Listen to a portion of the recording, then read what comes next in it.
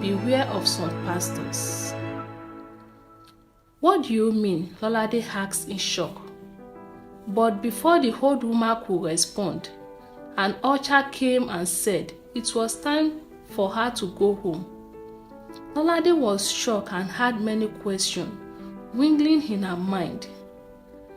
What was the old woman trying to say? What truth did the scarf hide? Why was Pastor John so determined to keep it a secret? That night, she could not sleep as the old woman's voice echoed in her ears. The next Sunday, Lolade decided to take a risk. Before the service, she wrapped a gele, hair tie, around her head to cover her hair. She knew it was bold, but hoped it would provoke a reaction.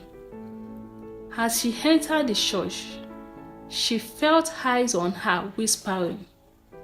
Pastor John seems less powerful than usual during the service. Afterward, he called Lolade into his office with a scary look in his eyes and asked why she wore a gele that day. She tried to calm herself and asked him why scarves were forbidden, why trousers were allowed. He replied that every rule must be obeyed. Then he stood up and walked around his office before asking if she would know the truth. Lolade nodded with her heart pounding. He smiled and said, "Follow me." Pastor John took her down to a narrow staircase to the basement of the church. The air grew colder as he descended. Lolade felt an unsettled presence at the bottom of the stairs.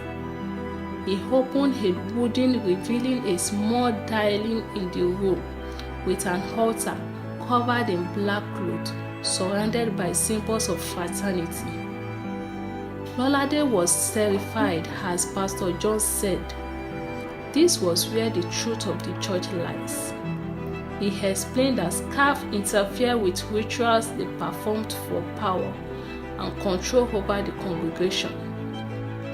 Lolade stared at him in fear and asked what kind of ritual he meant.